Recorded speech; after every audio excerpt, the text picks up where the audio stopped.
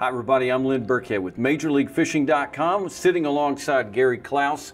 Major League Fishing Geico Select Anglers the way we know him now, but a lot of folks know you as something else, as the head man, one of the best boat companies out there, Phoenix Boats. And I gotta ask you, does knowing that you're in a boat that you're responsible for, does that make you more confident or more nervous? Oh, it's fulfilling, I think is the word. You know, when I go to places like this and I see the boats and our boats in this tournament, it's really fulfilling. And it does give me a level of confidence. There's certainly nothing nervous about it, but I think fulfilling just to see the brand out there and see where we've come over the last 10 years. It's kind of surreal sometimes. I think I want to pinch myself, but it is fulfilling. I'm sure it is a surreal moment to know where the boat starts from and where it ends up. And I'm always amazed when you go onto the showroom floor and you see the finished product, and then you go into the construction area of boat companies. It's amazing where a boat, the genesis is and where the finish is. It's an amazing building process that I don't think people really frankly understand. No, most people don't. I mean, you know, they put their hand on the finish, and you know, one traditional thought process is on the car, that's the last thing that happens. But that's the first thing that happens in the boat building process. It's built in a mold, and it's a reverse process. So yeah, it is quite different. It takes 10 days from start to finish. Yes, I think usually when people come and go through the factory on a factory tour, the moment it really all comes together for them is when you pull one out of the mold while they're there. And you pull it up out of the mold and they go, ah, now I get it. What's the one thing about building a boat that you think most people don't really understand? Well, the process probably, you know, the fact that the first thing that happens, you have to build a mold. And we build our own molds in-house, and the building of the mold is actually very time consuming, very expensive. And once you get the mold done, it's well, I won't say it's not difficult, but it's less difficult. It's just a matter of putting fiberglass in the right places and pulling them apart. But the mold building process is the backbone and the heart and soul of the company. Your design, your molds.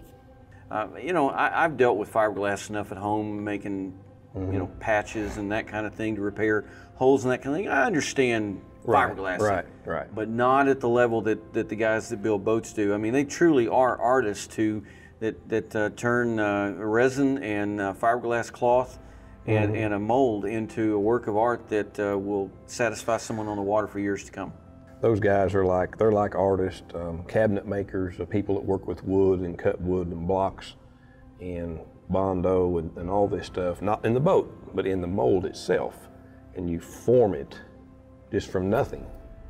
And then you build a mold, temporary mold off of that, and a permanent mold off that, and a glass. There's several processes. So you get a mold, then you start building the boat from it. Well, in leading off of that, where's the boat industry going? You know, we're probably on a curve that we went up pretty steep for about 20 years now.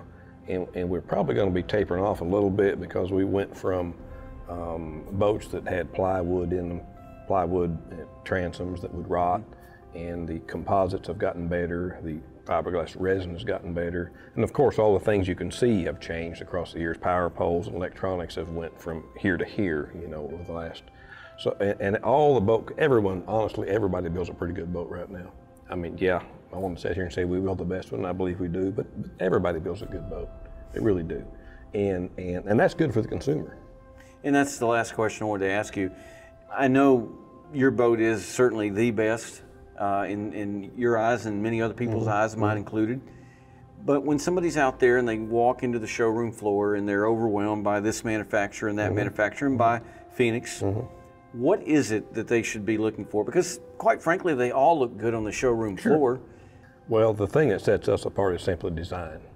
And that's hard to articulate, because if you look at when I say design, I'm primarily talking about the hull and the way it performs. And that's hard to articulate. I mean, you can look at the bottom of 5 top bass boat brands and the average, they all look good. Exactly right. And look at the top and they all look good. But they all don't ride the same. That's exactly right. So, you know, my advice to a first-time boat buyer is ride in one. Find a friend, find a buddy that's got whatever brand, and try them all. You wouldn't buy a car, you wouldn't buy a truck unless you could get in and take it for a spin. Ought to do that with a boat as well. Gary Clouse, we're very proud to have him here in Major League Fishing because number one, he's a very good fisherman.